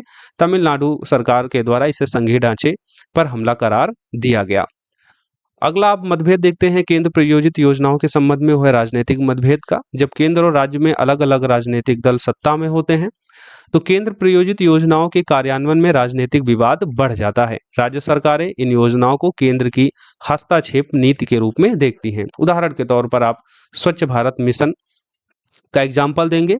स्वच्छ भारत मिशन के तहत पश्चिम बंगाल और केंद्र सरकार के बीच तनाव देखा गया। 2019 में ममता बनर्जी सरकार ने आरोप लगाया कि केंद्र ने स्वच्छ भारत मिशन के तहत फंड आवंटन में पक्षपात किया, क्योंकि राज्य ने केंद्र की अन्य नीतियों का समर्थन नहीं किया। तो केंद्र प्रायोजित स्कीमों में एक ये भी समस्या है, जब केंद्र में किसी दूसरी राजनीतिक दल की सरकार और राज्य में किसी दूसरी राजनीतिक दल की सरकार होती है, तो उनमें जो राजनीतिक वैचारिक टकराव है वो इन स्कीमों पर भी प्रभाव डालती है। और इसका उदाहरण है स्वच्छ भारत मिशन, जिसके तहत पश्चिम बंगाल और केंद्र सरकार के बीच तनाव देखा गया। 2019 में ममता बनर्जी सरकार ने यह आरोप लगाया कि केंद्र ने स्वच्छ भारत मिशन के तहत जो फंड आवंटन होना था उसमें केंद्र सरकार ने पक्षपात किया, क्योंकि राज्य ने केंद्र की जो अन्य नीतियां हैं उनका समर्थन नहीं किया था। उसके अलावा कार्यान्वयन में देरी और जवाबदेही का अभाव होता है केंद्र प्रायोजित स्कीमों में, ये भी एक विवाद का कारण बनता है इन स्कीमों में। केंद्र और धनराशि समय पर जारी, केंद्र के द्वारा जो उस योजना के लिए जो केंद्र प्रायोजित योजना होती है उस योजना के लिए धनराशि जो है वो समय पर जारी न करने और राज्य द्वारा इसका प्रभावी उपयोग न करने से योजनाओं का जो कार्यान्वयन है वो प्रभावित होता है। दोनों पक्ष एक दूसरे पर दोषारोपण करते हैं। राज्य ये दोषारोपण केंद्र के ऊपर करता है कि समय पर वो फंड नहीं देता है या फंड जो है वो कम देता है। उस फंड देने में केंद्र जो है वो पक्षपात करता है अगर किसी दूसरी राजनीतिक दल की सरकार राज्य में होती है। और केंद्र सरकारें राज्यों पर यह आरोप लगाती हैं कि योजनाओं का कार्यान्वयन ठीक से राज्य नहीं कर पा रहा है, जो वित्त दिया जा रहा है उस योजना के संबंध में उसका दुरुपयोग किया जा रहा है। तो एक दूसरे के ऊपर जो है दोषारोपण किया करते हैं। अब इसके लिए भी आप एग्जाम्पल जल जीवन मिशन का दे सकते हैं। जल जीवन मिशन के तहत बिहार में हर घर तक नल से जल पहुंचने का लक्ष्य 2024 तक पूरा होना था, लेकिन 2023 तक केंद्र ने फंड में देरी की शिकायत की, जबकि बिहार सरकार ने कहा कि केंद्र ने अपर्याप्त तकनीकी सहायता नहीं दी, जिससे योजना में देरी हुई और विवाद बढ़ा। तो जल जीवन मिशन के तहत 2024 तक हर घर तक नल से जल पहुंचने का लक्ष्य बिहार में था, लेकिन बिहार सरकार ने ये आरोप लगाया कि केंद्र के द्वारा जो है फंड नहीं भेजा गया, जिससे जो है इस स्कीम को धरातल पर जो इसका लक्ष्य है उसको पूरा करने में देरी हुई। और बिहार सरकार ने यह भी कहा कि अपर्याप्त तकनीकी सहायता भी नहीं दी गई, क्योंकि बिहार एक गरीब राज्य है जहां पर संसाधन के साथ साथ जो तकनीकी क्षमता है वो भी कमजोर है। ऐसे में ये योजना में देरी हुई और फिर दोनों के बीच जो है दोषारोपण हुआ। एक ने कहा कि हमने फंड दिया, आपने काम नहीं किया। दूसरे ने कहा कि फंड तो दिया लेकिन हमें अपर्याप्त तकनीकी सहायता दी, जिसके चलते हम उस योजनाओं को धरातल पर ठीक से क्रियान्वित नहीं कर पाए। तो एक ये विवाद का मुद्दा बन जाता है कार्यान्वयन में देरी और जवाबदेही के अभाव के संबंध में। केंद्र प्रायोजित स्कीमों में जो अगला विवाद आपको देखने को मिलता है वो है संसाधनों का असमान वितरण। केंद्र सरकार पर अक्सर यह आरोप लगता है कि केंद्र प्रायोजित योजनाओं के तहत धन आवंटन में पक्षपात किया जाता है, खासकर उन राज्यों के प्रति जो केंद्र के साथ राजनीतिक रूप से संरेखित नहीं रहती। यानी केंद्र में अलग राजनीतिक दल की सरकार है और यदि किसी राज्य में दूसरी राजनीतिक दल की सरकार है तो उस राज्य में ये अक्सर देखा जाता है कि केंद्र प्रायोजित स्कीमों के तहत जो धन आवंटन किया जाना होता है उसमें पक्षपात देखने को मिलता है। तो ये चीज एक केंद्र प्रायोजित स्कीमों में एक बड़ा विवाद का कारण बन जाती है। उदाहरण के तौर पर आप बता भी सकते हैं 2020 में कोविड-19 महामारी के दौरान प्रधानमंत्री गरीब कल्याण अन्न योजना के तहत खाद्यान्न वितरण में पंजाब और छत्तीसगढ़ जैसे राज्यों ने केंद्र पर खाद्यान्न के असमान वितरण का आरोप लगाया था। अब इन विवादों के प्रभाव क्या आपको देखने को मिलते हैं? तो विवादों के प्रभाव में एक तो विकास में देरी होती है, फंडिंग और नीतिगत असहमति के कारण जो योजनाएं होती हैं वो समय पर पूरी नहीं होती, जिससे जनता को इसका लाभ नहीं मिल पाता है। दूसरा प्रभाव आप देखेंगे तो संघीय तनाव बढ़ता है। केंद्र और राज्यों के बीच विश्वास की कमी को यह बढ़ाता है, जो सहकारी संघवाद की भावना को कमजोर करता है। असमान विकास होता है, आर्थिक रूप से कमजोर राज्यों को अधिक नुकसान होता है, जिससे क्षेत्रीय असमानता बढ़ती है। कुल मिलाकर सहकारी संघवाद की भावना को साकार करते हुए केंद्र और राज्यों को आपसी संवाद और विश्वास पर आधारित साझेदारी विकसित करनी होगी, तभी केंद्र प्रायोजित योजनाएं अपने उद्देश्य को प्रभावी ढंग से पूरा कर पाएंगी। तो इस तरीके से आप केंद्र प्रायोजित योजनाओं के संबंध में जो प्रश्न आपसे पूछा गया था उस प्रश्न का उत्तर आप बता सकते हैं, लिख सकते हैं कि केंद्र प्रायोजित योजनाएं केंद्र राज्यों के बीच विवाद का मुद्दा रही हैं। अब आपको उदाहरण देते हुए इसको बताना है हमने केंद्र प्रायोजित योजनाओं के संबंध में कौन कौन मुद्दे हैं, उनके क्या क्या कारण हैं और उन सभी पर हमने आपको एग्जाम्पल सहित उदाहरण सहित बातें बताई, क्या उनका प्रभाव हो सकता है। और फिर आप आगे एक सकारात्मक व्यू देते हुए इसको कंक्लूड करेंगे कि सहकारी संघवाद की भावना को बढ़ाना होगा, तभी जो केंद्र प्रायोजित योजनाएं हैं अपने उद्देश्य को प्रभावी ढंग से पूरा कर पाएंगी। नेक्स्ट प्रश्न होगा आपका भारतीय संघवाद में उभरती प्रवृत्तियां। ये क्वेश्चन आप देखेंगे तो 2 बार पूछा जा चुका है। एक बार क्वेश्चन पूछा गया था 48वीं से 52वीं बीपीएससी मेंस की जो परीक्षा हुई थी वहां पर यह क्वेश्चन पूछा गया था। भारतीय संघीय व्यवस्था में सामयिक दिकों यानी जो रिसेंट ट्रेंड है, जो उभरती प्रवृत्तियां हैं, उनकी व्याख्या करें। क्या राज्यों को अधिक क्षमता की आवश्यकता है? और उसके बाद एक क्वेश्चन 41वीं बीपीएससी मेंस में भी पूछा गया था, भारतीय संघवाद में उभरती हुई प्रवृत्तियों का विश्लेषण कीजिए। तो हम लोग अब भारतीय संघवाद में उभरती हुई प्रवृत्तियों को देखेंगे। तो सबसे पहले तो एक भूमिका लिखेंगे, संघीय ढांचे को डिफाइन कर देंगे और फिर इसका कैसे विकास हुआ और क्या उभरती प्रवृत्तियां हाल ही में देखने को मिली, पूरा इसका विश्लेषण करेंगे। भारतीय संविधान एक संघीय ढांचे की स्थापना करता है जिसमें केंद्र और राज्यों के बीच शक्तियों का विभाजन किया गया है। यह ढांचा संविधान लागू होने के बाद से समय के साथ विकसित हुआ, जिसकी हाल के दशकों में कई उभरती प्रवृत्तियां देखने को मिलती हैं जो निम्नलिखित हैं। पहला, सहकारी संघवाद की उभरती हुई प्रवृत्तियों में पहला देखेंगे भारतीय संघवाद की उभरती प्रवृत्तियों में पहला देखेंगे सहकारी संघवाद की ओर जोर दिया जा रहा है। जो फेडरल स्ट्रक्चर का जो कोऑपरेटिव फेडरल सिस्टम है उसको बढ़ावा देने पर जोर दिया जा रहा है। यद्यपि पारंपरिक रूप से भारतीय संघवाद में केंद्र की प्रबलता रही है, लेकिन हाल के वर्षों में सहकारी संघवाद पर जोर दिया जा रहा है। यह केंद्र राज्यों के बीच साझेदारी और समन्वय को प्रोत्साहित करता है। राइट, तो आप स्टार्टिंग फेज देखेंगे भारतीय संघवाद का, तो उसमें आप देखेंगे कि भारतीय संघवाद में केंद्र की प्रबलता रही है, यानी केंद्र की तरफ झुकाव रहा है। लेकिन हाल के वर्षों में देखेंगे तो संघवाद में एक नई प्रवृत्ति उभर कर आई है, वो है सहकारी संघवाद की, जहां केंद्र और राज्यों के बीच साझेदारी और समन्वय को प्रोत्साहित किया जाता है। राइट। उदाहरण के लिए योजना आयोग के स्थान पर नीति आयोग की स्थापना की गई, जो नीति निर्माण में राज्यों की भागीदारी को बढ़ाती है। टीम इंडिया अवधारणा के तहत केंद्र और राज्य मिलकर विकास के लक्ष्य को तय करते हैं। जीएसटी की शुरुआत 2017 में हुई, एक सहकारी मॉडल है जहां केंद्र और राज्य जीएसटी परिषद के माध्यम से संयुक्त रूप से निर्णय लिए जाते हैं। तो संघवाद की उभरती प्रवृत्तियों में पहला आप बताएंगे कोऑपरेटिव फेडरल स्ट्रक्चर, सहकारी संघीय ढांचा, जिसकी तरफ हम आगे अब बढ़ रहे हैं, उसके एग्जाम्पल देंगे। योजना आयोग की जगह नीति आयोग का निर्माण किया जाना। टीम इंडिया अवधारणा के तहत केंद्र और राज्य मिलकर विकास लक्ष्य को तय करते हैं, जो कोऑपरेटिव फेडरलिज्म को बढ़ावा देते हैं। उसके बाद देखेंगे तो प्रतिस्पर्धात्मक संघवाद का भी अब उदय हो रहा है। प्रतिस्पर्धात्मक संघवाद कॉम्पिटेटिव फेडरलिज्म में राज्य एक दूसरे के साथ विकास, निवेश, सुशासन में प्रतिस्पर्धा करते हैं। केंद्र इस प्रतिस्पर्धा को प्रोत्साहित करता है। उदाहरण के तौर पर ease of doing business ranking, जिसके तहत केंद्र सरकार राज्यों को व्यापार सुगमता के आधार पर रैंकिंग देती है। स्मार्ट सिटी मिशन, शहरों के बीच प्रतिस्पर्धा के आधार पर फंड आवंटित किए जाते हैं। तो इस तरीके का प्रतिस्पर्धात्मक संघवाद का भी उदय हो रहा है, जहां पर केंद्र सरकार जो है राज्यों को रैंकिंग देती है और जो राज्य बेहतर प्रदर्शन करते हैं उनको और भी ज्यादा प्रोत्साहित करती है। तो इससे क्या है, एक सकारात्मक प्रतिस्पर्धा के जरिए राज्यों का जो है बेहतर विकास हो रहा है। और हाल ही में आप देख रहे होंगे कि नीति आयोग के द्वारा एक राजकोषीय वित्तीय सूचकांक भी जारी किया गया, जो प्रतिस्पर्धात्मक संघवाद का ही एक उदाहरण है। यह राज्यों को बेहतर प्रदर्शन करने के लिए प्रेरित करता है, क्योंकि जब प्रतिस्पर्धा होती है तो हम एक दूसरे से आगे निकलने के लिए मेहनत करते हैं, तो ये हमारी कैपेसिटी को भी बढ़ाती है। हालांकि इसका एक दूसरा दृष्टिकोण भी देखने को मिलता है कि जो गरीब राज्य हैं, बिहार, झारखंड जैसे राज्य, संसाधनों की कमी के कारण पीछे रह जाते हैं, जिससे क्षेत्रीय असमानता भी बढ़ती है। तो प्रतिस्पर्धात्मक संघवाद का आप रिसेंट ट्रेंड देख सकते हैं भारतीय संघवाद में।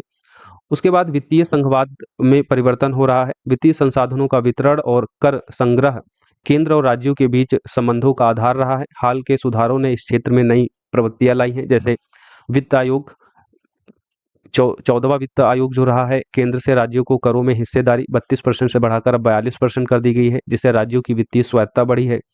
जीएसटी आया 2017 में। जीएसटी ने राज्यों की स्वतंत्र कराधान शक्ति को सीमित किया। हालांकि जीएसटी क्षतिपूर्ति के तहत केंद्र ने राज्यों को 5 साल तक जो नुकसान हुआ उसकी क्षतिपूर्ति की है। तो वित्तीय संघवाद में भी परिवर्तन हुआ, और इसके आप ये एग्जाम्पल बता सकते हैं कि 14वें वित्त आयोग के द्वारा केंद्र से राज्यों के करों में जो हिस्सेदारी 32% थी उसको बढ़ाकर 42% किया गया। जीएसटी के द्वारा जहां एक ओर राज्यों की स्वतंत्र कराधान शक्ति को सीमित किया गया, वहीं दूसरी ओर क्षतिपूर्ति जो हुई है राज्यों की उसकी भरपाई करने के लिए केंद्र ने राज्यों को 5 साल तक नुकसान की क्षतिपूर्ति भी की है। नेक्स्ट आप देखेंगे तो केंद्रीकरण बनाम विकेंद्रीकरण।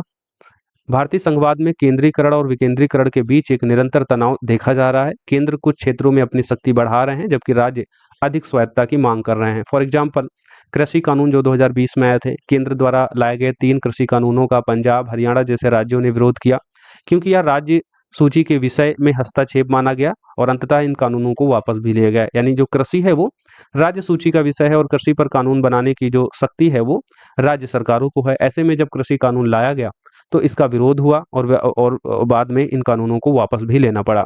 नई शिक्षा नीति भी इसी का एग्जाम्पल है। राष्ट्रीय शिक्षा नीति पर तमिलनाडु और केरल ने आपत्तियां जताई। इसे शिक्षा में केंद्र का अतिक्रमण बताया गया। ऐसे में यह तनाव सहकारी संघवाद को चुनौती देता है और राजनीतिक मतभेदों को उजागर करता है। तो सहकारी संघवाद की उभरती प्रवृत्तियों में केंद्रीकरण बनाम विकेंद्रीकरण का तनाव आपको देखने को मिलेगा। तकनीकी और डिजिटल संघवाद, ये भी भारतीय संघवाद में एक नई उभरती प्रवृत्ति है। डिजिटल तकनीक और डेटा प्रबंधन ने संघवाद में नई प्रवृत्तियां शुरू की हैं। केंद्र डिजिटल पहलों के माध्यम से अपनी पहुंच बढ़ा रहा है। उदाहरण के तौर पर आप आधार के बारे में बताएंगे और डिजिटल इंडिया जो मिशन है उसके बारे में आप लिखेंगे। आधार लिंकिंग और डिजिटल भुगतान को अनिवार्य करने से केंद्र का नियंत्रण बढ़ा है। आप देखेंगे जो भी स्कीमें होती हैं, जो भी प्रोग्राम लाए जाते हैं केंद्र सरकार के द्वारा, उनमें अक्सर आधार को अब मैंडेटरी किया जा रहा है। तो आधार लिंकिंग और डिजिटल भुगतान को अनिवार्य करने से केंद्र का नियंत्रण बढ़ा। कई राज्यों जैसे पश्चिम बंगाल जैसे राज्यों ने इसे गोपनीयता और स्वायत्तता पर हमला भी माना। केंद्रीकृत नीतियों की बढ़ती प्रवृत्तियां, उदाहरण के तौर पर आप एक राष्ट्र एक चुनाव, एक राष्ट्र एक राशन कार्ड, इन नीतियों को आप देख रहे हैं। ये नीतियां अगर बेहतर तरीके से इनको क्रियान्वित किया जाए, उसके लिए जरूरी है कि जो सभी राज्यों की जो क्षमताएं हैं वो बेहतर हों, तभी इस तरीके की केंद्रीकृत योजनाओं को प्रभावी ढंग से क्रियान्वित किया जा सकता है। अब एक राष्ट्र एक राशन कार्ड योजना जो राष्ट्रीय स्तर पर खाद्य सुरक्षा को एकीकृत करती है, लेकिन राज्यों ने इसके क्रियान्वयन में स्थानीय चुनौतियों की भी शिकायत की है, और खासकर वैसे राज्य जिन राज्यों में तकनीकी क्षमता जो है उतनी बेहतर, उतनी सुदृढ़ नहीं है, और भारत में डिजिटल विभाजन एक बड़ी समस्या है। तो ऐसे में इस तरीके की योजनाओं के क्रियान्वयन को लेकर भी शिकायतें दर्ज की जाती हैं। ये एक चुनौती आपको देखने को मिलती है। तो तकनीकी और डिजिटल संघवाद भारतीय संघवाद का एक उभरता हुआ ट्रेंड है। नेक्स्ट है क्षेत्रीय और राजनीतिक दलों का प्रभाव। अब आप देख रहे हैं कि क्षेत्रीय दलों का जो प्रभाव है वो बढ़ रहा है। गठबंधन की राजनीति ने संघवाद को प्रभावित किया है। राज्य अब केंद्र पर अपनी मांगे थोपने में सक्षम है। अब इसका एक एग्जाम्पल दे सकते हैं। केंद्र में इंडिया गठबंधन की सरकार है और उसमें दो राजनीतिक पार्टियां महत्वपूर्ण है, एक तो बिहार की जेडीयू पार्टी और दूसरी आंध्र प्रदेश की टीडीपी पार्टी। अब इन दोनों सरकारों ने दोनों सरकारों ने केंद्र से विशेष राज्य का दर्जा मांगा था। हालांकि केंद्र सरकार ने बिहार और आंध्र प्रदेश को विशेष राज्य का दर्जा देने से मना किया, लेकिन उसके एवज में केंद्र सरकार के द्वारा आर्थिक सहायता पैकेज की घोषणा दोनों राज्यों के लिए की गई थी। वो आप बजट में भी देख सकते हैं और इसके बारे में हमने पीछे चर्चा भी की। तो उदाहरण के तौर पर विशेष राज्य का दर्जा आंध्र प्रदेश और बिहार जैसे राज्यों ने उठाई है, जिसे क्षेत्रीय दलों ने केंद्र पर दबाव बनाकर आगे बढ़ाया। इसी तरीके से तमिलनाडु का विरोध आप देखेंगे। डीएमके सरकार ने केंद्र की नीतियों का विरोध किया, जिससे क्षेत्रीय असमिता मजबूत हुई। और इसमें एग्जाम्पल आप देख सकते हैं, जो नई राष्ट्रीय शिक्षा नीति आई है उसमें खासकर जो हिंदी को प्रमोट करने की जो नीति है केंद्र सरकार की, उसमें त्रिभाषा फार्मूला में हिंदी भी एक भाषा है, तो उसका विरोध जो है दक्षिण भारत के राज्यों में की गई, और उसमें तमिलनाडु का विरोध सक्रिय रूप से देखा जा सकता है। तो इस तरीके से देखें तो क्षेत्रीय दलों का जो बढ़ता प्रभाव है ये संघवाद को अधिक समावेशी बनाता है, लेकिन दूसरी तरफ केंद्र और राज्यों के बीच टकराव को भी ये बढ़ावा दे रहा है। नेक्स्ट है भारतीय संघवाद की उभरती प्रवृत्तियों में प्राकृतिक संसाधन और पर्यावरण पर सहयोग को लेकर। जलवायु परिवर्तन और प्राकृतिक आपदाओं ने केंद्र और राज्यों को संयुक्त रूप से काम करने के लिए मजबूर किया। जैसे जल जीवन मिशन हो गया, हर घर तक पानी पहुंचाने के लिए केंद्र राज्य मिलकर काम कर रही हैं। बाढ़ प्रबंधन हो गया, बिहार और असम में बाढ़ नियंत्रण के लिए केंद्र राज्य सहयोग बढ़ा है। जैसे कोसी मेची परियोजना हेतु केंद्रीय बजट में वित्तीय और तकनीकी सहयोग की घोषणा की गई है। इसी तरह यह सहकारी संघवाद को मजबूत करता है, लेकिन संसाधन आवंटन पर अभी भी मतभेद बने हुए हैं। तो प्राकृतिक संसाधन और पर्यावरण पर सहयोग को लेकर देखा जाए तो केंद्र राज्य में व्यवहारिक तौर पर अधिक समन्वय अब देखने को मिल रहा है, और इस समन्वय से सहकारी संघवाद मजबूत हो रहा है। हालांकि संसाधन आवंटन पर अभी भी मतभेद देखा जाता है। तो कुल मिलाकर भारतीय संघवाद में उभरती प्रवृत्तियां सहकारी और प्रतिस्पर्धात्मक संघवाद की ओर बढ़ रही हैं। हालांकि केंद्रीकरण की प्रवृत्ति, वित्तीय असमानता, राजनीतिक मतभेद चुनौतियों के तौर पर अभी भी मौजूद है। भविष्य में भारतीय संघवाद की सफलता इस बात पर निर्भर करेगी कि केंद्र राज्य उभरती प्रवृत्तियों का उपयोग आपसी विश्वास और समन्वय के साथ कैसे करते हैं। यानी भारतीय संघवाद में जो ये नई उभरती प्रवृत्तियां हैं, चाहे वो सहकारी संघवाद की हो या फिर प्रतिस्पर्धात्मक संघवाद की हो, वित्तीय संघवाद में परिवर्तन को लेकर हो, केंद्रीकरण बनाम विकेंद्रीकरण के तनाव की हो, तकनीकी और डिजिटल संघवाद की हो, क्षेत्रीय और राजनीतिक दलों के बढ़ते प्रभाव की हो, या प्राकृतिक संसाधन और पर्यावरणीय मुद्दों पर आपसी सहयोग की हो। अब ये जो नई प्रवृत्तियां भारतीय संघवाद में देखने को मिल रही है, अब इनकी सफलता भविष्य में इस बात पर निर्भर करेगी कि केंद्र और राज्य इन उभरती प्रवृत्तियों का उपयोग आपसी विश्वास और समन्वय के साथ कैसे करता है। सर्वोच्च न्यायालय ने एसआर मुंबई केस जो मामला है, एसआर मुंबई मामला 1994 का और पश्चिम बंगाल बनाम भारत संघ मामला 1963 का जैसे फैसलों में संतुलित संघवाद पर जोर दिया, क्योंकि ये भारत की विविधता और एकता को बनाए रखने के लिए महत्वपूर्ण है। तो लास्ट में आप इस तरीके के जो सुप्रीम कोर्ट के केसेस हैं, अगर आप उनको लिखते हैं तो एक बेहतर आपका निष्कर्ष हो जाता है और एग्जामिनर आपको अच्छे नंबर भी देता है। तो आप सर्वोच्च न्यायालय का एसआर मुंबई मामला 1994 का और पश्चिम बंगाल बनाम भारत संघ का मामला 1963 का, इन निर्णयों में सुप्रीम कोर्ट ने ये फैसला सुनाया था और स्टेटमेंट दिया था कि जो संतुलित संघवाद है उस पर जोर देना चाहिए, क्योंकि यह भारत की विविधता और एकता को बनाए रखने के लिए महत्वपूर्ण है। अब हम आगे बढ़ेंगे, भारतीय लोकतंत्र में उभरती प्रवृत्तियां देखेंगे, जो कि क्वेश्चन पूछा गया था 43वीं बीपीएससी मेंस एग्जाम में। भारतीय लोकतंत्र में उभरती प्रवृत्तियों का विश्लेषण करें। अभी पीछे हमने भारतीय संघवाद में उभरती प्रवृत्तियों का विश्लेषण किया, अब हम भारतीय लोकतंत्र में उभरती प्रवृत्तियों का विश्लेषण करेंगे। ये आपके आगामी एग्जाम में पूछे जाने की इसकी मोस्ट प्रोबेबिलिटी है। तो 71st बीपीएससी मेंस के लिए भारतीय लोकतंत्र में उभरती प्रवृत्तियों को जरूर आप लोग तैयार करके जाइए, क्वेश्चन यहां से बन सकता है। भारतीय लोकतंत्र जो विश्व का सबसे बड़ा लोकतंत्र है, यह लोकतंत्र संवैधानिक मूल्यों जैसे स्वतंत्रता, समानता, न्याय पर आधारित है। पिछले 7 दशकों में भारतीय लोकतंत्र ने कई परिवर्तनों और चुनौतियों का सामना किया, जिसके परिणाम स्वरूप कई लोकतांत्रिक प्रवृत्तियां उभर कर सामने आई हैं, जिन्हें हम अब आगे एक एक करके देखेंगे। सबसे पहला देखेंगे तो डिजिटल लोकतंत्र।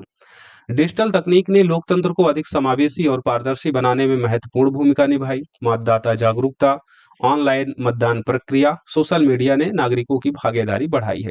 तो भारतीय लोकतंत्र की उभरती प्रवृत्तियों में एक तो डिजिटल लोकतंत्र हो गया, दूसरा क्षेत्रीय दलों और गठबंधन राजनीति का बढ़ता प्रभाव, तीसरा मतदाता जागरूकता और मतदाताओं की भागीदारी में वृद्धि हुई है। चौथा आप देख रहे हैं लोकतंत्र में एक नई प्रवृत्ति उभर कर आ रही है, वो है लोक लुभावन, जो रेमडी कल्चर है, मुफ्तखोर की जो राजनीति है। चुनाव से पहले जो फ्री में जो है वित्त का आवंटन किया जाता है, जैसे हाल ही में देखेंगे तो सरकार के द्वारा जो है 10-10 हजार रुपए बिहार की जीविका दीदी से जुड़ी हुई महिलाओं को दिया गया है। तो इस तरीके से रेमडी कल्चर एक नया ट्रेंड है भारतीय राजनीति में, लोकतंत्र में। धार्मिक और पहचान आधारित ध्रुवीकरण आपको इस समय चुनावों में देखने को मिलता है, राजनीति में देखने को मिलता है, जो लोकतंत्र की एक नया ट्रेंड है। संस्थाओं की स्वायत्तता पर सवाल उठाया जा रहा है, युवा महिलाओं की भागीदारी बढ़ रही है। तो भारत के लोकतंत्र में ये रिसेंट ट्रेंड आप देख सकते हैं, जिसमें पहला है डिजिटल लोकतंत्र, क्योंकि डिजिटल तकनीक लगातार बढ़ रही है, ऐसे में लोकतंत्र जो है अधिक समावेशी और पारदर्शी हो रहा है और इसमें डिजिटलीकरण एक महत्वपूर्ण भूमिका निभा रहा है। मतदाता जागरूकता, ऑनलाइन मतदान प्रक्रिया, सोशल मीडिया ने नागरिकों की भागीदारी को बढ़ाया। उदाहरण के तौर पर ईवीएम और वीवीपैट को देखेंगे तो इलेक्ट्रॉनिक वोटिंग मशीन और voter verifiable paper audit trail यानी वीवीपीटी, वीवीपैट और ईवीएम ने मतदान को तेज और विश्वसनीय बनाया।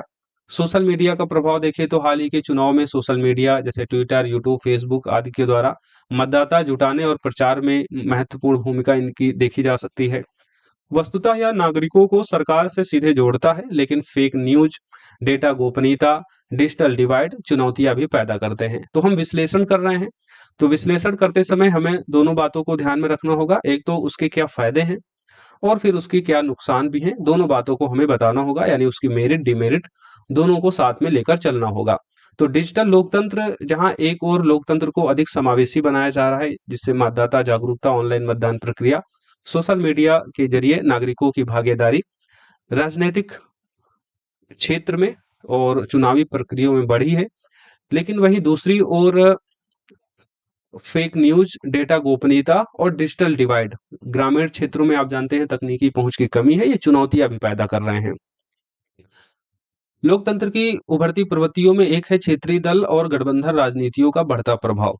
राष्ट्रीय दलों जैसे कांग्रेस और भाजपा के साथ क्षेत्रीय दलों की भूमिका बढ़ रही है, जहां एक और इंडिया गठबंधन और दूसरी ओर आप देख रहे हैं एनडीए गठबंधन,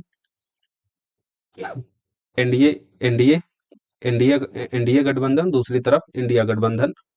तो कांग्रेस के साथ जो क्षेत्रीय दल मिलकर गठबंधन बना रही है उसको हम इंडिया गठबंधन कहते हैं।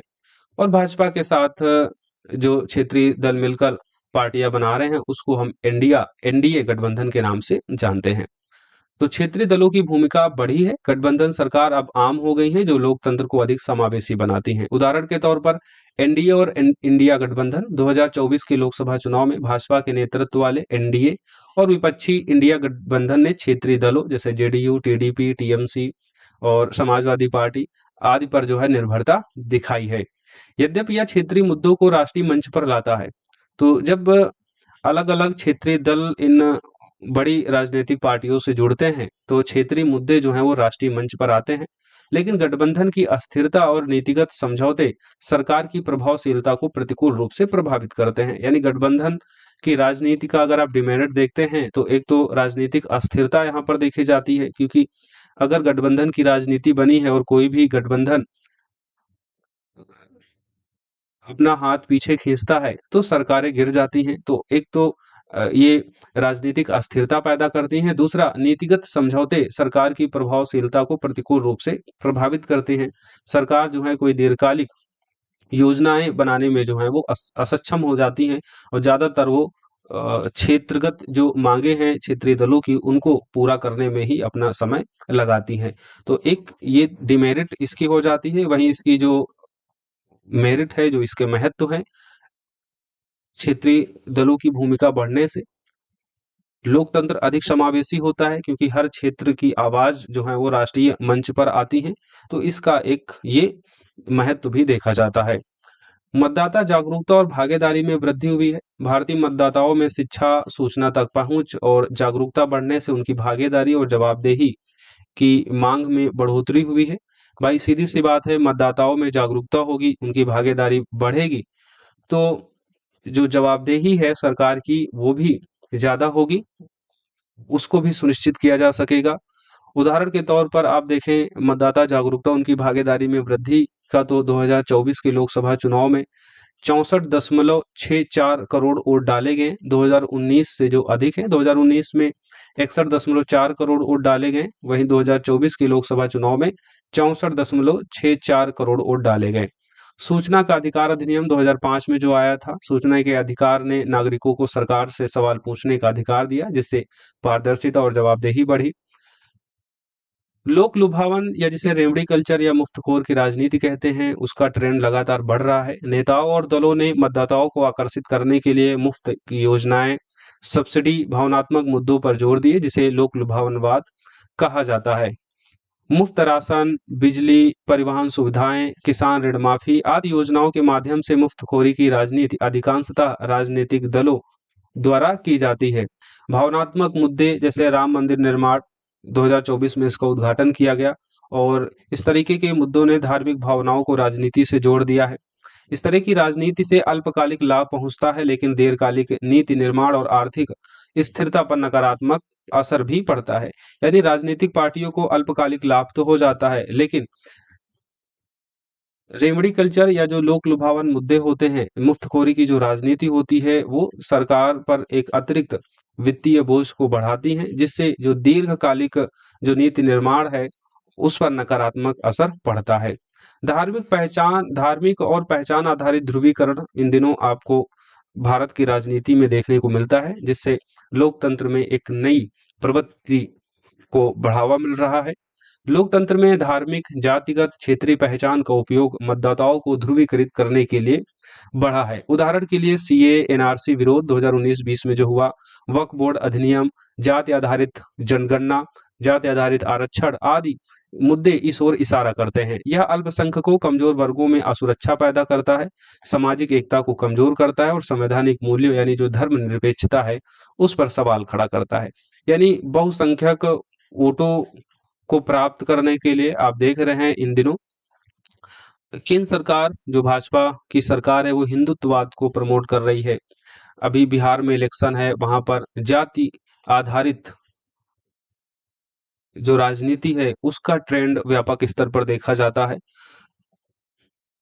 उसी में आप एक एग्जाम्पल देखेंगे, जाति आधारित जनगणना और जाति आधारित आरक्षण देने की जो प्रवृत्तियां हैं राजनीति में, वे इस तरीके के मुद्दों को बढ़ावा देने की ओर इशारा करते हैं और इससे अल्पसंख्यक कमजोर वर्गों में असुरक्षा पैदा होती है और जो संवैधानिक मूल्य है धर्मनिरपेक्षता का, उस पर भी एक बड़ा सवाल खड़ा होता है। संस्थाओं की स्वायत्तता पर भी सवाल इन दिनों खड़े किए जाते हैं। लोकतांत्रिक संस्थाओं जैसे न्यायपालिका हो या चुनाव आयोग हाल ही में जो एसआईआर का मुद्दा है, उससे आप इसे रिलेट कर सकते हैं। सीबीआई और ईडी, इन सभी पर आप देखें तो सरकारी प्रभाव बढ़ने की आलोचना होती है, जिससे उनकी स्वतंत्रता संदेह के घेरे में आ जाती है। यह लोकतंत्र की विश्वसनीयता को कमजोर करता है और इन लोकतांत्रिक संस्थाओं से जनता का भरोसा कमजोर होता है। युवा और महिला भागीदारी का प्रभाव बढ़ा है। युवा और महिलाएं लोकतंत्र में अधिक सक्रिय हो रहे हैं, जो नीति निर्माण और मतदान में बदलाव ला रहे हैं। उदाहरण के तौर पर 2024 के लोकसभा चुनाव में देखें तो 18 से 25 आयु वर्ग के मतदाताओं और महिलाओं की संख्या बढ़ी है। 2023 में पारित नारी शक्ति वंदन अधिनियम, जहां पर 33% महिला आरक्षित सीटों का प्रावधान लोकसभा विधानसभा में किया गया है, इसने राजनीति में महिलाओं की भागीदारी को बढ़ाने का मार्ग प्रशस्त किया है। तो युवा और महिलाओं की भागीदारी के प्रभाव को आप देख रहे हैं वो बढ़ावा मिल रहा है, जो कि एक सकारात्मक दृष्टिकोण है भारत के लोकतंत्र में। तो लोकतंत्र में अगर आप देखें भारतीय लोकतंत्र में, तो उभरती प्रवृत्तियां इस तरीके की देख सकते हैं। डिजिटल लोकतंत्र के संबंध में, क्षेत्रीय दलों और गठबंधन राजनीति के बढ़ते प्रभाव के संबंध में, मतदाता जागरूकता और भागीदारी में वृद्धि, लोक लुभावन जो रेवड़ी कल्चर आप देख रहे हैं इन दिनों लगातार बढ़ रहा है, धार्मिक और पहचान आधारित ध्रुवीकरण देखने को मिल रहा है भारत की राजनीति में, संस्थाओं की स्वायत्तता पर सवाल खड़ा हो रहा है, जो लोकतांत्रिक संस्थाओं को संदेह की घेरे में लाकर खड़ा करती है उनकी स्वतंत्रता के संबंध में, युवा और महिला भागीदारी का बढ़ता प्रभाव। अब हम इस टॉपिक को कंक्लूड करेंगे। निष्कर्षतः भारतीय लोकतंत्र में उभरती प्रवृत्तियां इसे एक गतिशील और जटिल व्यवस्था बनाती हैं। भविष्य में भारतीय लोकतंत्र की सफलता इस बात पर निर्भर करेगी कि यह तकनीक समावेशन और संवैधानिक मूल्यों के बीच कैसे संतुलन बनाता है। इस तरह भारतीय संघवाद या केंद्र राज्य संबंधों पर जो भी बीपीएससी मेंस में अभी तक क्वेश्चन पूछे गए, उन सभी पर हमने एक एक करके डिस्कशन कर लिया है। एक क्वेश्चन यहाँ आप देख रहे होंगे, अर्ध संघीय क्यों कहा जाता है भारतीय संविधान में, भारतीय संविधान को अर्ध संघीय क्यों कहा जाता है? तो इस पर हमने अपनी पिछली क्लास में डिस्कशन किया है, तो आप उसे देखकर इस प्रश्न का उत्तर लिख सकते हैं। इसके अलावा जो बच्चे इवोक आईएएस के प्रोग्राम से जुड़े हुए हैं, पॉलिटी का जो पहला टेस्ट हुआ है, उस टेस्ट में भी हमने भारतीय संविधान को अर्धसंघीय क्यों कहा जाता है, इस प्रश्न को हमने दिया था। उसका मॉडल आंसर आपको अवेलेबल कराया जाएगा, तो वहां भी आप उसको देख पाएंगे। इसके अलावा एक प्रश्न यहाँ और है कि भारतीय संघीय ढांचा संवैधानिक रूप से केंद्र सरकार की ओर उन्मुख है, व्याख्या कीजिए। तो इस प्रश्न का उत्तर भी आप पिछली क्लास देखेंगे तो वहां आपको मिल जाएगा। और इस प्रश्न का उत्तर लिखते समय जो आपका निष्कर्ष होना चाहिए, सारी बातें आप लिखेंगे कि भारतीय संविधान में संघीय व्यवस्था विशेषताएं भी हैं और एकात्मक विशेषताएं भी हैं, और सिद्धांतिक तौर पर भले ही भारतीय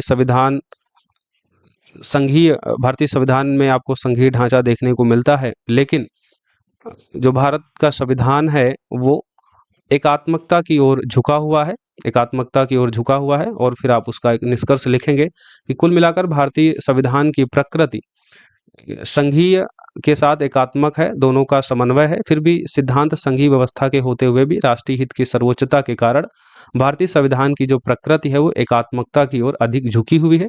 और एकात्मकता की ओर क्यों झुकी, उसके सारे हमने एग्जाम्पल पिछली क्लास में बताए हैं। तो इस प्रश्न को आप लोग लिखिएगा, फिर भी कोई आपको दिक्कत होती है तो आप लोग बताइएगा, आपको इसका मॉडल आंसर अवेलेबल करा दिया जाएगा।